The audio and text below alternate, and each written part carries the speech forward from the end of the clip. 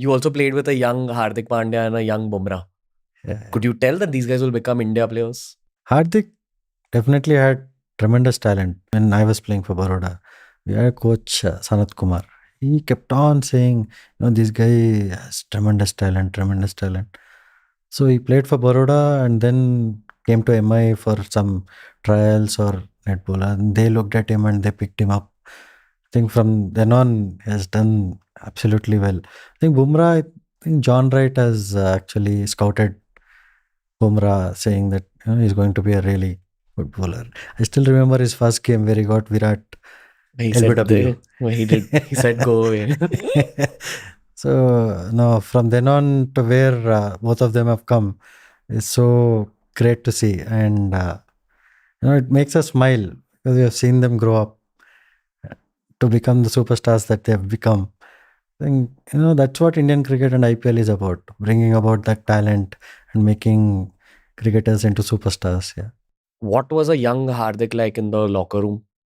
No, it was always the same. I feel in his heart is always the same. Is very, what do you call, bubbly, energetic, and even now he's the same. He's a very good person at heart. Yeah. And he still remains the same. But in terms of training, could you see something different in him? Because there is an intensity in Hardik Pandya also, which I think a lot of amateur cricket fans would have discounted when he was younger. They would have thought he's a relaxed West Indies style guy. But nerd cricket fans know his intensity because he's turned up for India in very difficult moments Yeah. in the recent past. That's why you get to know the character of the person. That's why he's the T20 captain now. Could you see that intensity when he was younger also? Yeah, of course, all the time. Because see, they have come up from a very humble background, both him and his brother, and they've worked really hard to get to where they have in life. And that character of that strength inside has always been there to go that extra mile to train that much harder. So everything was always there within him, and I don't think he was ever that relaxed character. He seems like that, but he always works really hard. That's how he's a top all rounder Yeah, now. of course, I think he's the best all-rounder in the world.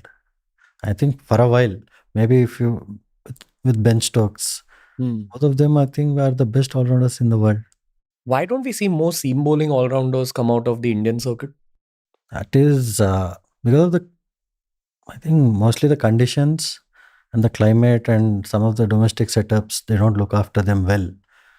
As in You they know? get injured? Yeah, because it's very tough to be a seam bowling all-rounder, especially coming from India, the domestic circuit where really the climate it's not too kind when you're playing 4-day cricket. Like you're saying the heat Yeah, the in India is a big heat. factor. Yeah, heat in India is a big factor, and also the conditions. Some of the wickets can be flat, and they keep bowling you. No, they keep over bowling you. Some of the domestic setups they don't look after their players.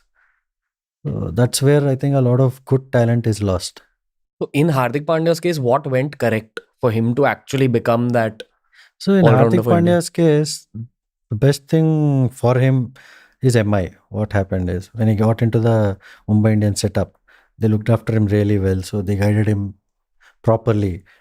So Health-wise also, I'm no, assuming. in every way, they have guided him into becoming a really good cricketer, and from then on, it is his hard work which has brought him to where he is right now. So, but that guidance, I think, definitely has come from MI at an early age. How do you guide an all-rounder actually? Because, I mean, this is very Yeah. amateur fan perspective. Say if you have total training of 20 hours in a week. Now, as a batsman, you're obviously going to dedicate a bulk of that to batting. But for an all-rounder, how do you divide the time and the training that way? I think for an all-rounder, the most important thing is not to overbowl him. Sometimes overtraining also, because I think giving him enough recovery in terms of, even if that means him missing a game somewhere, doesn't really matter. But to look after his interest is very important, and I think things have improved from when you compare to 10-15 years ago, and they need to improve a lot more, especially in the domestic circuit with the state teams. They need to improve a lot more, because everything is not channelized. State A is very different to state B.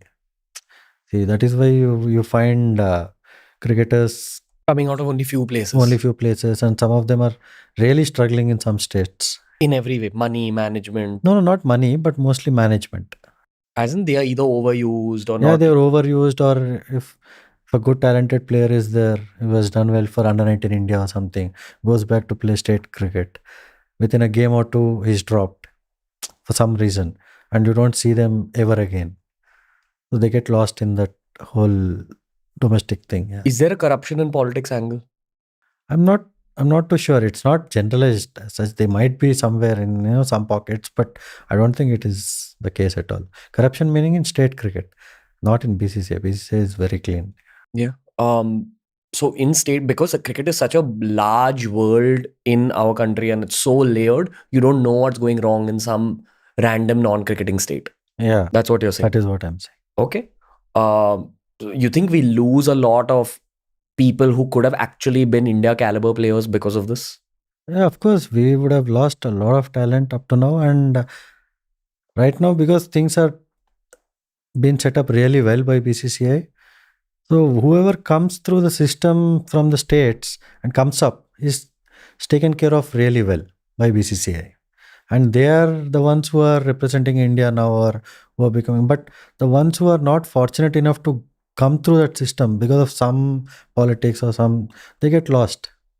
So I think. But do they make it to IPL? I mean, even to make it to IPL, you need to play state cricket. But where will people see you? People have to see you. But somehow, this local cricket, I don't think is that transparent in some states.